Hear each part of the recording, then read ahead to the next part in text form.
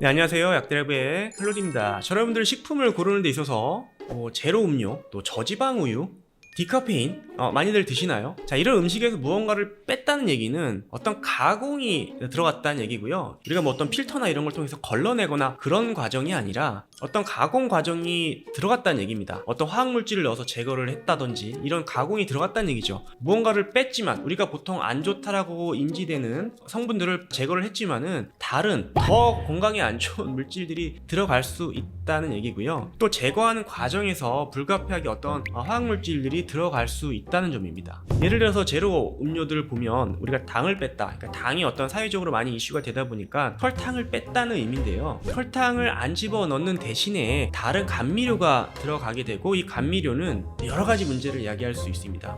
미각의 문제를 야기할 수도 있고, 당이 빠졌지만 제로 음료도 살을 찌게 만듭니다. 그러니까 체중 조절하는 데는 전혀 도움이 안 된다는 이야기죠. 또 저지방 우유, 지방이 몸에 안 좋다라는 어떤 인식들이 과거에 굉장히 많았는데요. 자, 그래서 지방을 먹지 말아야 된다, 이런 식습관을 아직까지도 고집하시는 분들이 많은 듯 합니다. 그래서 이런 지방을 빼기 위해서는 어떤 가공 처리가 들어갈 수밖에 없고, 그럼으로써 몸에 좋지 않은 결과를 초래할 수도 있습니다. 그리고 저지방 우유를 먹어서 건강이 좋아졌다라는 연구는 거의 없습니다.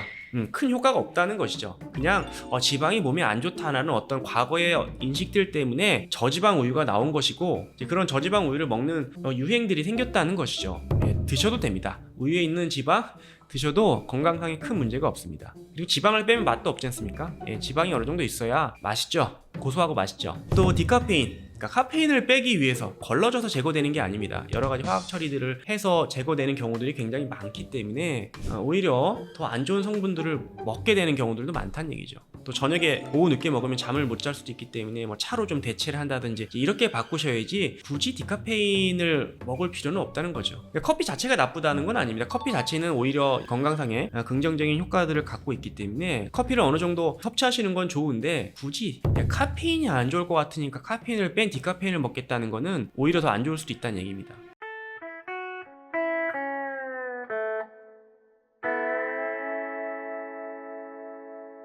자, 그래서 오늘은 음식에 무언가를 뺐다는 얘기는 몸에 더 안 좋은 대체 물질들이 들어가 있을 수도 있고, 빼는 과정에서 다양한 안 좋은 성분들이 들어갈 수도 있다는 이야기고요. 그냥 드십시오. 그냥 차라리 콜라 사이다 드실 때에도 제로 음료 말고 그냥 오리지널 드시고요. 우유도 무지방 우유, 저지방 우유 드실 필요 없이 그냥 우유 드시면 됩니다. 그러니까 건강 생각한다고 해서 뭐 설탕이나 지방이 빠져있는 식품을 굳이 드실 필요는 없다고 생각을 합니다. 오히려 그런 습관들이 어떤 안정감을 갖게 됨으로써 더 즐기게 되고 더 많이 먹게 되는 그런 결과를 초래할 수 있기 때문에 오히려 건강을 더 망치는 식습관이거든요. 그래서 저도 이런 거 신경 안 쓰고 그냥 먹습니다. 물론 뭐 탄산음료 많이 먹지는 않지만은 먹어야 될 때 그냥 일부러 제로 안 먹고요.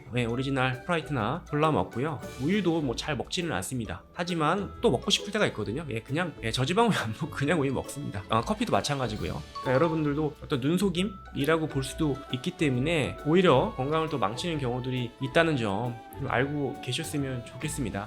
그냥 드십시오. 감사합니다.